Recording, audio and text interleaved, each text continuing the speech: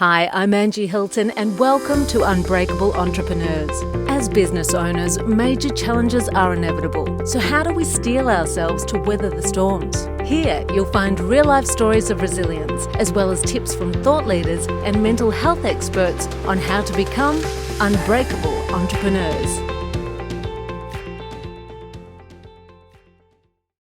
Roy, great to have you on the podcast. Welcome.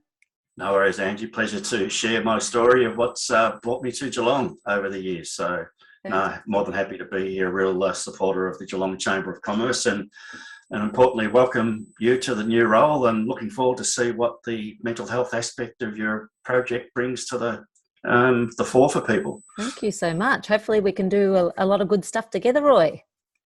Yeah, absolutely. I think the elements of COVID, Angie, have been really challenging, and I think. Just because we've got freedom, I think there's going to be residual psychological trauma and anxiety for, but particularly, retail, hospitality, cafes, gym owners, the ones that have really been brutally suffering through the last 18 months. I think the foresight of the Chamber to bring on a mental health specialist is really compelling, and I think you're going to be a busy young girl. Well, it's kind of a catch-22, isn't it? You hope to be busy, but not for that reason. But yeah, let's. I'm sure if we all pull together, we can make some good change. Now, can we start this by telling everybody about your businesses? I run two businesses, Angie. The first one was I created when I came to Geelong in March 2015, called Business Management Geelong. And that basically was just targeting bookkeeping, accounting for established businesses. So people that needed system enhancements or just advisory or just straight bookkeeping, but generally people that had got to a point where they couldn't do it themselves, or they'd been doing it themselves and made a huge muck up. So I kind of enjoyed the challenge of creating order out of the chaos. About 4 years ago, for my second business called Humanising Money Matters, I connected with a terrific young girl called Zoe Wood from Video Coaching Confidence, or Video Confidence Coaching. Sorry. Yeah, I always get it confused. And she's been my social media assistant as a contractor for the last 4 years. And we're now developing a business in a collaboration with myself as the bookkeeper and Zoe as the social media expert, where we're looking at helping startups, like people in that 18 to 35 demographic that have got a great idea, but just no idea how to get it to market and so forth. And I've looked at that, particularly in Geelong, Angie, there's no one in that space, and they generally can't afford the huge fees to go to, well, they're not huge if you've got an established business, but, just a basic business as a sole trader can often cost you up to about $1,000 to get it done by a tax agent. And a lot of startups don't have that. And they also don't have the ability to put a system in place so they can streamline and make it easier for the tax agent. So it's about looking at the business, what they're doing, putting in a software that can connect them with a tax agent, and just getting them to run their back office to run more efficiently. So, and they're the future, business leaders. And at 63, I've been in this game for 20 years, and I feel I have a lot of knowledge, expertise, and compassion. I really get energized when I see people having a go. So that's really what I'm what I'm working at in Geelong at the moment. That sounds so exciting, Roy. And you sound like you have the part of the brain that I'm missing in mine. So I think we need to connect outside of this. That organization. It's really just a choice of systems. I must admit, I resisted initially. I've been using cloud-based software now for about 5 years, and the first 12 or 18 months was very difficult because I didn't understand the technology, or I couldn't, and I had my head in the sand a little bit about what enhancements, because I was old school, turn up to an office, get the vibe of the place, and do the work actually in the client's office. COVID just flipped that on its head, and I had to then say, well, I can't go. I really need to step up the enhancement of cloud-based software. And basically, once you've got that in place, you don't physically have to be in someone's office unless it's for a specific reason. So yeah, look, there's elements of what it is, and once you have got it set up, I call it the artificial intelligence. The software runs itself. So I'm sure at some point, Angie, if you've got your little business on the side that you need some direction, yeah, it's just a one-off setup. Yep. You set transaction rules to tell the software how to treat the transactions coming from your bank, and off you go. So you make it often, very easy. Yeah, I have to, yes. And that's what, particularly with Zoe, that's where I'm really working on my branding for Humanising Money Matters, because often young people, I don't want them to feel like if they have a go and they stuff it up, they have to come before the school principal to be told off. As I think I've said to you at another time, I'm not a seller, I'm a storyteller. And everyone has a unique story. And I really think post-COVID, people in business, if they take a one-size-fits-all, I think they're going to be in trouble, because everyone's story has shifted so dramatically through COVID because of mental health, anxiety, depression. You can't go to one business and expect those rules to apply to another business without getting to know who the person is.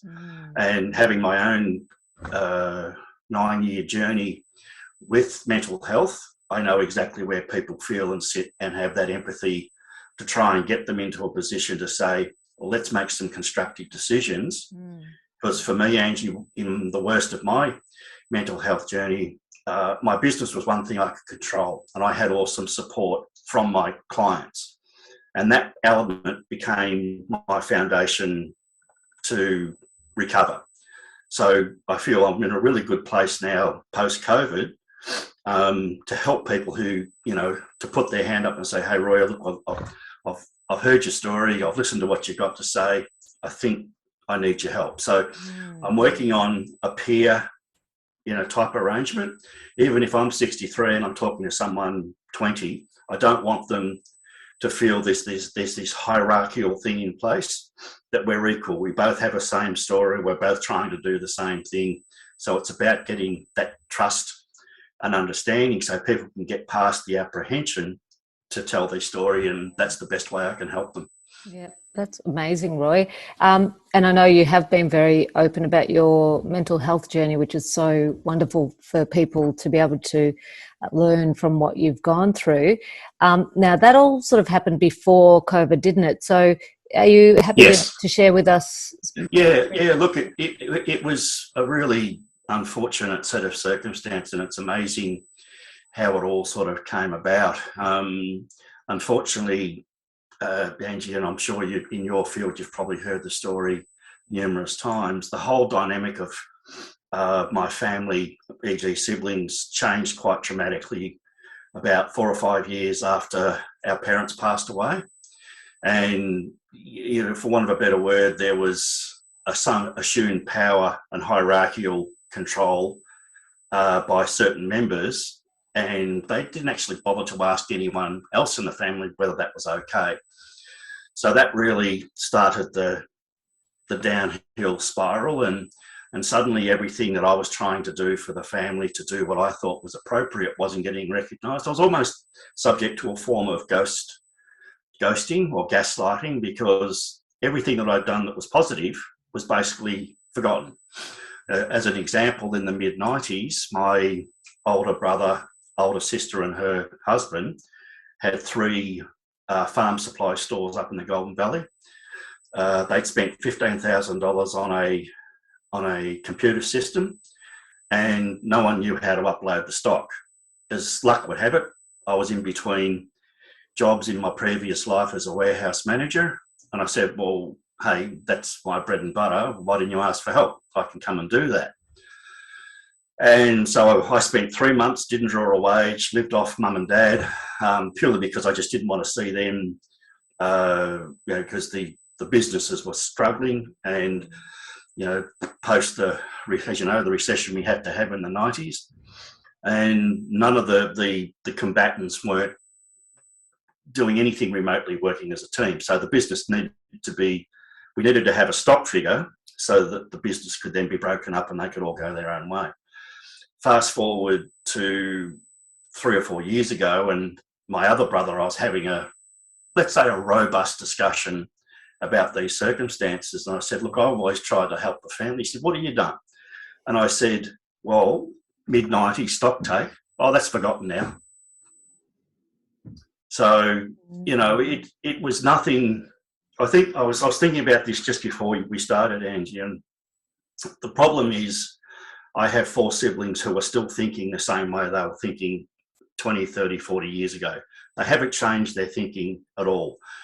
I've evolved because I've had to try and manage the situation, and I've done that till I was 52, and then I've suddenly realised it all started to collapse. Then I needed to start my journey to evolve and break the cycle and get away and start my own life on my own terms, and that's basically what I've done. So part of that changing the environment was ending up in Geelong. Mm-hmm. And as you say, breaking the cycle can be one of the biggest things within tough situations, can't it, in family lines? Yeah, well, particularly if you're not being supported, and that's the most difficult part. Like my twin sister was good. She had her own career and her own children that were starting out in their careers, so she didn't have a lot of time, and she would phone up, reasonably regularly, let's say once a month. So I had her support, talking to her on a reasonably regular basis. But my other 3 siblings just didn't care. Wasn't on their radar. And they probably didn't understand what you were, unless someone's felt the feelings, it can be hard for them to even grasp what you're going through, can't it? Well, my older brother had a favourite saying, take a cup full of cement and harden up. Don't you love that one? Yeah, yeah. So I feel it's only really since I've come to Geelong, Angie, and started to share my story, I've got some sort of value about what I've achieved, because I was officially diagnosed September 2012 with depression and anxiety, and I had to do it on my own. And the whole journey virtually has just been done, as I said, with the exception of phone calls from my twin sister, but everything else has been up to me to get the professional help. And 3 or 4 times I've shared the story, people go, wow, you did that on your own. And I sort of didn't really understand why they were responding that way. I didn't have a choice. I had to do it. My sole purpose was focus on my business, look at the things I could control, look at the things that gave me some level of enjoyment. And it was almost like, okay, I'll do 10 minutes of good work today. I'll do an hour tomorrow. I'll do a day next week. And then it was a month. So I had to kind of take it down to rock bottom and then find a way to rebuild and move forward. And even still in that time since I've been in Geelong, I had to take people out of my life that were just really toxic and negative towards not only me at a personal level, but also to my business. But in fairness too, I had to change to a very different market. I'm not sure where you've come from or what your background is totally professionally, Angie. Very different business when I was in Melbourne, where I did everything word of mouth. I advertised once very early in my bookkeeping career and got one client, and everything else was word of mouth. So that was totally flipped on its head coming to Geelong. And I just kind of had to break down, okay, how do I start to get people? How do I start to create a business? And then it took me 3 or 4 years to work out. I was only really popped last year because I had the help of a terrific business coach, lady by the name of Pat Griffiths. And I worked with her for 12 months to understand why I was reacting a certain way and why things weren't going. And I finally actually now got to a point where I can actually be where I need to be for how Geelong does business, because it is quite different to doing business in Melbourne. Yes, so many different things, isn't there? Just it's. Do you prefer the pace down here, and do you find that? Look, I think it's not so much about that, Angie. It was again coming back to my mental health. I needed to change the environment. Towards the end of 2014, after 2 years of treatment, I kind of felt I was slipping back.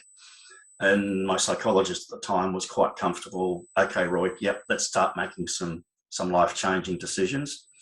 So I'm originally a country boy. I come from a small town called Stanhope up near Shepparton in the Golden Valley. It's a dairy farming area. And so I've kind of have that sort of the boy from the bush thing all along. And I do enjoy, the ambience and the, I wouldn't call Geelong a sleepy hollow anymore by any stretch of the imagination. It's quite changed. And luckily for me, I got into the property market in Geelong when it was still Victoria's best kept secret, which is, of course, it isn't anymore. So pace is a different thing, because I put it in this terms. Melbourne was toxic.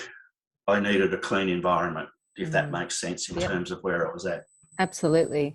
It's funny because I did exactly the same thing as you when I had my really tough time with mental health. I was living in Melbourne and I had to get back to Geelong. I just knew I just needed that space to breathe. But Roy, I want to ask, say someone was listening and they're feeling like they're at the start of that journey, and maybe it's through COVID that it's occurred.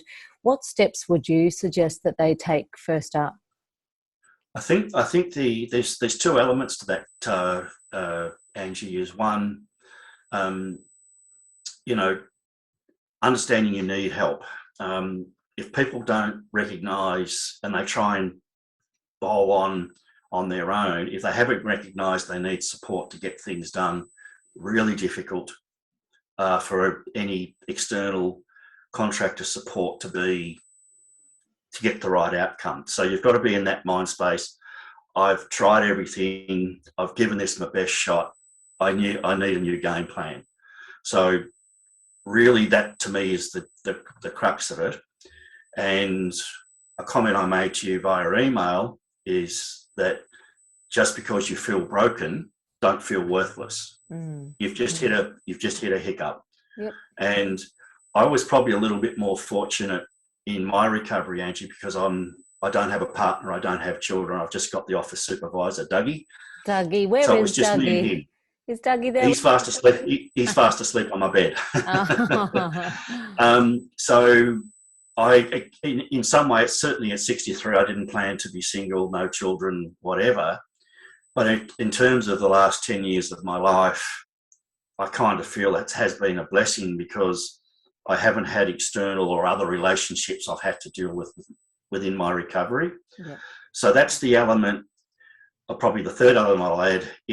Whether at whatever level, whether you're in your mid-20s or my age, your environment's really important to your recovery.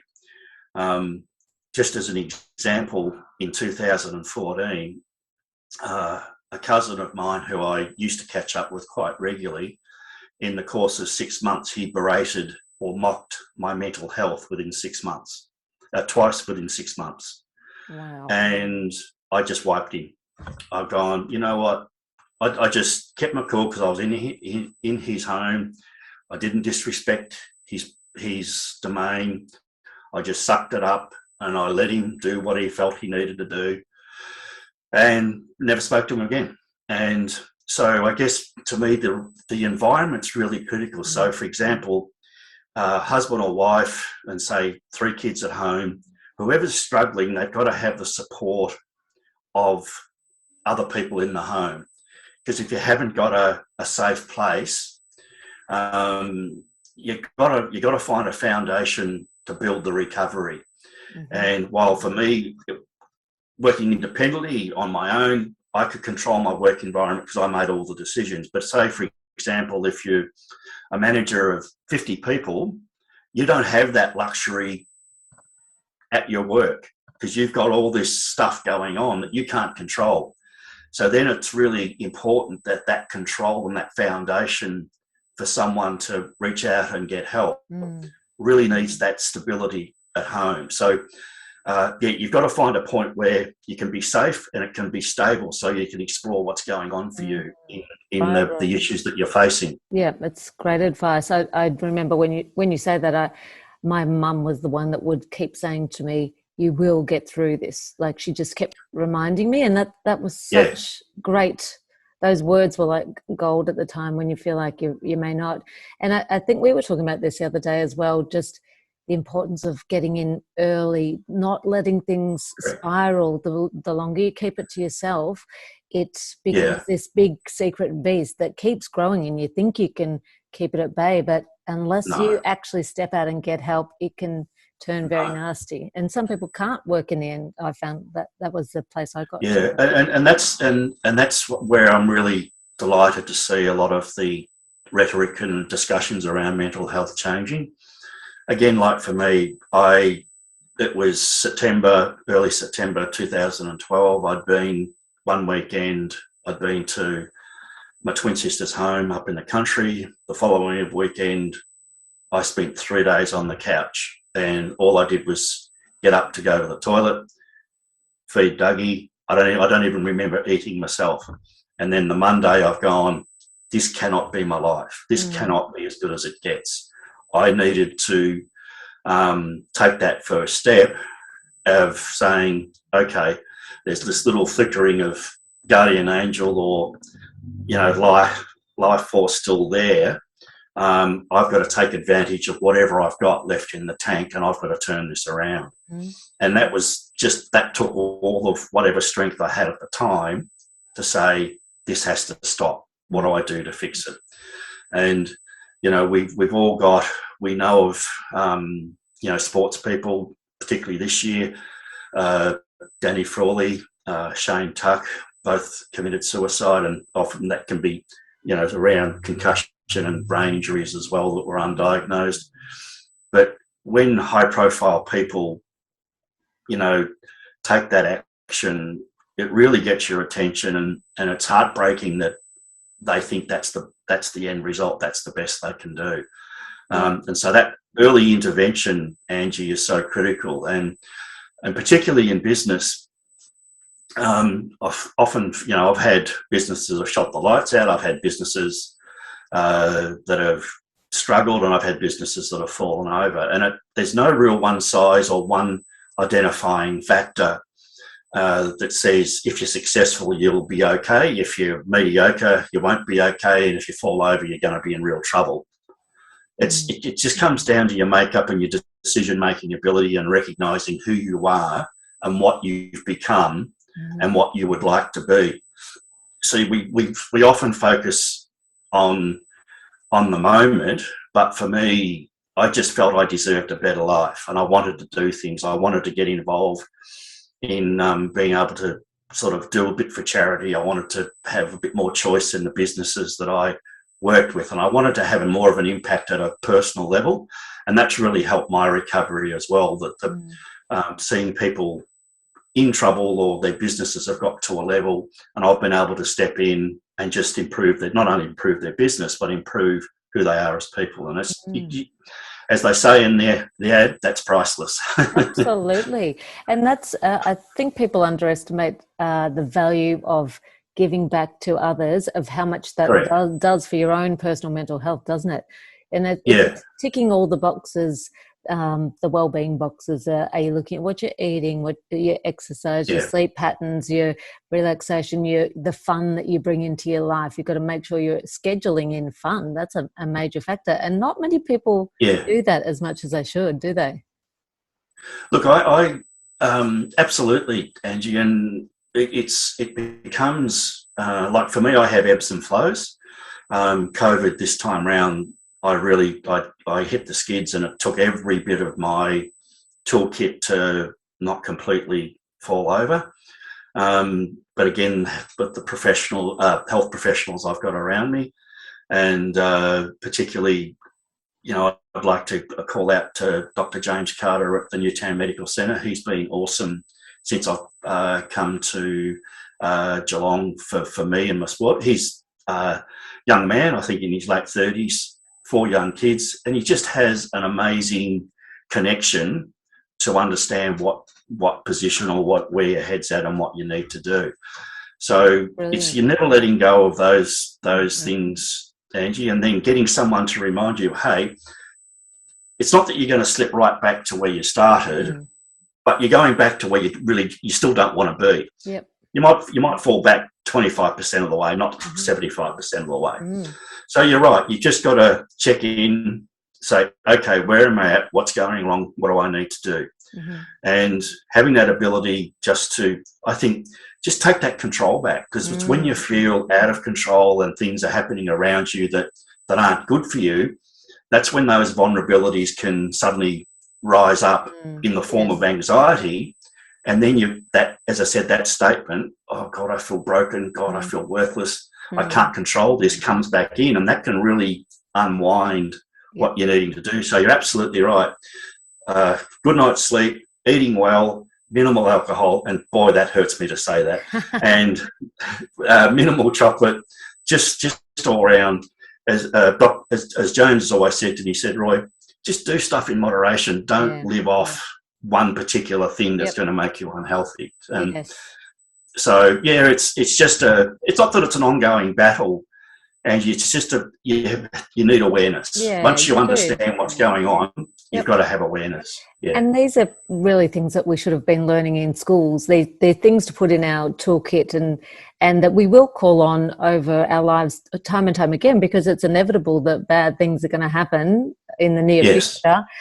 So once you've got that toolkit, and I think we spoke about the other day that, if I have a bad day, I know instantly to get straight in there, ring my psychologist, wonderful lady, Chris Mackey and Associates, Tanya, that I've worked with for years. I usually have one session and I bounce back. But if you let it go, and those days can spiral into numerous days in a row, but it's one of those things you should never, I just believe you should never take your happiness for granted, because it's something like exercise, like your muscles. You've got to work at it. You've got to keep on top of it. Yeah. Look, I think it's, and the element is to, Angie, the choice of people that you stay in touch with around you. They've got to be, not that they need to be like-minded people, but, the label, the vampire energy, and, the energy vampire, the narcissist, the people that do use your energy to benefit them. It's really critical just to be in a good place or a good space where everyone complements each other. I've found that really, and again through my psychologist, and again with working with Pat at a business level, I've been able to sort of mesh the two together, because the other thing that I'm not sure whether we've discussed to any great degree, but might be for another time, is you can't separate the two. You've got to look at when you've got mental health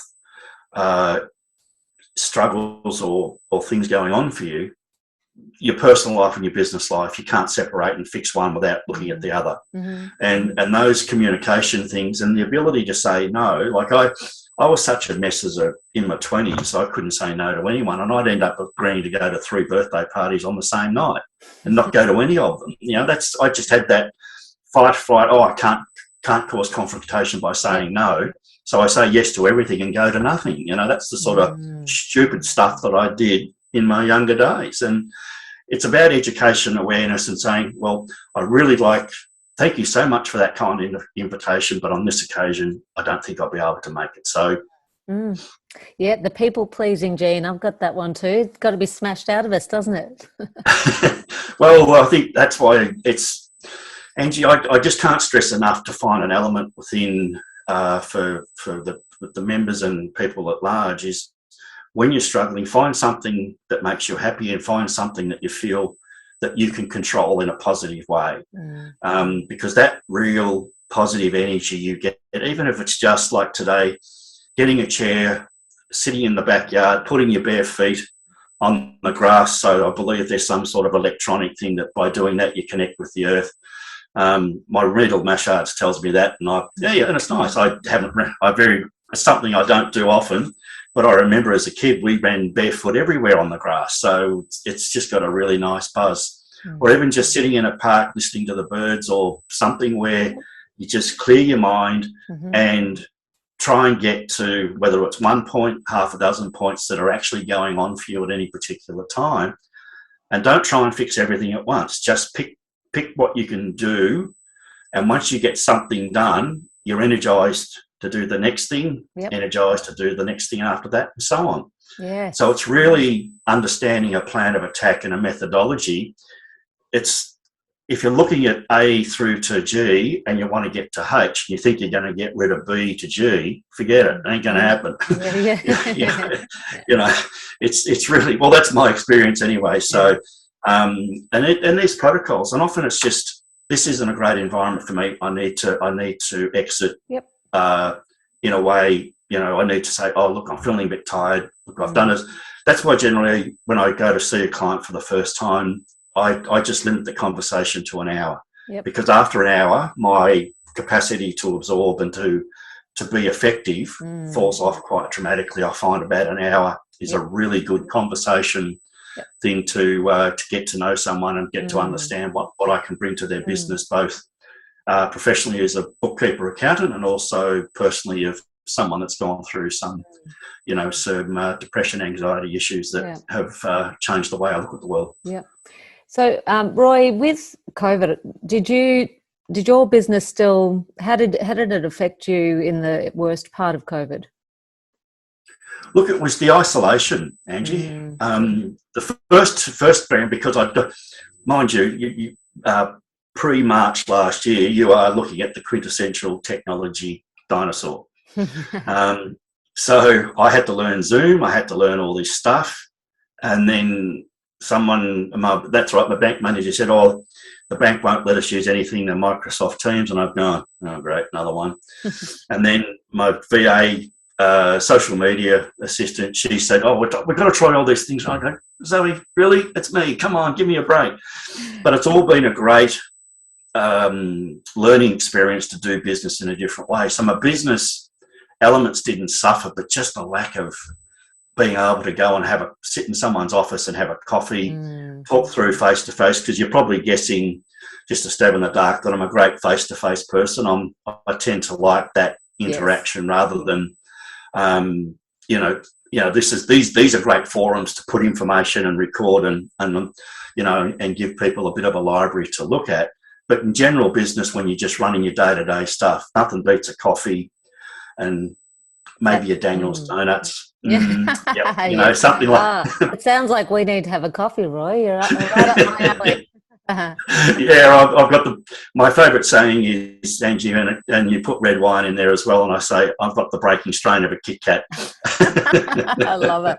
It's so good. Yeah, so it's the isolation, and particularly this third one, because we didn't, I think, it just seemed we had less freedom to do things, and it was either by the phone or via Zoom, and just the only interaction. I found a whole new best buddies at the checkout counters of Woolworths, and those guys were amazing. The young men and young women were just continually had a smile on their face. How's your day? How you going? Yeah. And I used to boo-hoo the younger generation, saying they're all, I'm not sure, Gen X, Y, whatever it is, but these young kids in Woolies in Geelong West, they've just been amazing. Yeah. So that sort of detachment has been really difficult and challenging. And now that we've got freedom, I'm heading to Melbourne on Saturday to catch up with some friends for a lunch. So I'm really looking forward to that. We have this whole new appreciation of everything, don't we, as we step into this new state of the world? Yeah, I do. I agree, Angie, but I just still want people to look out for their friends. It's and in business, and your discussion in the last Chamber Business Roundtable was really compelling. It was really beneficial to have that checklist there. You have instincts that you'll use when you're managing and looking after staff, but sometimes verbalizing it and getting it in some sort of order when you're feeling a bit flat or you've had a big day and you're drained. You can pick up this resource. Oh yeah, that's what I've got to do. Write out 5 or 6 points and go forward on it. So having those sorts of resources at your disposal. And I think the other big change too, which you're probably aware of, is WorkCover and WorkSafe are now looking at mental health in a totally different way in relation to WorkCover claims. So the onus really is on business owners and corporations to have a mental health plan within what they do. So that's the real challenge I see now. Not so I sometimes say, okay, I'm not happy about being 63, but sometimes I think, gee, starting out in business 20 years is, say if I was 43, I'd find a very different world in how I do things. But as you said, Angie, and thank you so much for this this honour today, because of what I've been through and the things that I've faced and been challenged with, I really feel in a good place that I can ask, or I can answer and give advice, or just discuss things that people, they know they're in their head, and they're aware of this stuff, but it's all kind of like the alphabet soup. It's all over the place. Absolutely. And it's awesome that we have you as a chamber member, that maybe would you feel happy for people to have a chat to you if they were? Oh, absolutely. And look, even if you want to think about getting 4 or 5 people together as a webinar, I'd be really happy to participate in that, because I love seeing small businesses successful. My big client in Geelong 4 years ago, their turnover was about $175,000. When I came on board, they were about 320. And if all goes well this year, they'll June 2022, they'll probably hit 550 to 600. Wow. And being part of that evolution and seeing people evolve and being part of the team, and I'm only there, I'm in there sort of 4 to 5 hours once a week, and I do most, because of the software arrangements now, you can do everything else remotely. But just being recognised, because it's Colin and Sandy at Waterjet Cut in Geelong is the business, and they are just all that pressure of compliance, ATO, and they've been, for the last 2 and a bit years I've been there, been able to focus on their business, and that, to me, you can't pay enough, or it's priceless, just to be able to say, see you in a different place and being successful and having choice. And yeah, look, I'd be more than happy to share that story. Wow. Absolutely. And it's so brilliant to hear such great success stories after what we've just been through. But you sound like an excellent business mentor, and we're very lucky to have you on the Chamber thank team. You, Angie. Yeah. And, I appreciate it. And I love that you have a good sense of humour, and I want everyone to know what's on your T-shirt. What does it say again? You have to read it out. I am currently unsupervised. I know it freaks me out too. And there's Groucho. And you've got quite a collection of those T-shirts, I believe. Yes, I do. I've got a blue one that says "Legends are born in August," because I'm born in August. But my favourite one is whereabouts in August? 29. What are you? Whoa, missed you by 2 days, 27. Yeah. I knew you were a good egg. Yeah, the Virgo thing, Angie. Yeah, absolutely. And but my favourite one, as I said, I'd like to go to the gym, but my cat needs me. He's probably my favourite one. Dougie, and Dougie does need you. He's a very lucky cat, and we're very lucky to have you. And I really want to thank you for being so open and honest, and for sharing your story. And pleasure, Angie. As I said, the in particular to Neil, and I think is there a Christina there as well? Yeah. Those two are the ones I've had most contact with, and it's always a pleasure, and a big call out to Jill doing the the facilitating and the business roundtable. That's been awesome to be part of that, because the participants, they're just so different. An osteopath, a electronics company, a printing company, IT, office fit out, and then here's me as the accountant. I'm going, oh wow, there's just so much sitting here. And sorry, Andrew, who's the manager of Mitre 10. So there's just a whole range of different stuff there that's just awesome. So yeah, the Chamber has been a really great investment for me, and really happy to participate where my story might be able to fit to help people down the track. Be terrific. Thank you so much, Roy, and we're excited about the future of Geelong, aren't we? Let's see what is. Yeah, let's get out there and do it. Awesome, great to have you. We'll see you. See you at the Chamber meetings. Okay. Yeah, that's it. No worries. Roy. Bye. See you later. I'm Angie Hilton, and thanks for listening to Unbreakable Entrepreneurs podcast. If you've enjoyed this, don't forget to subscribe and head to geelongchamber.com.au for more wellbeing tips. This has been brought to you by the Geelong Chamber of Commerce and the Partners in Wellbeing program.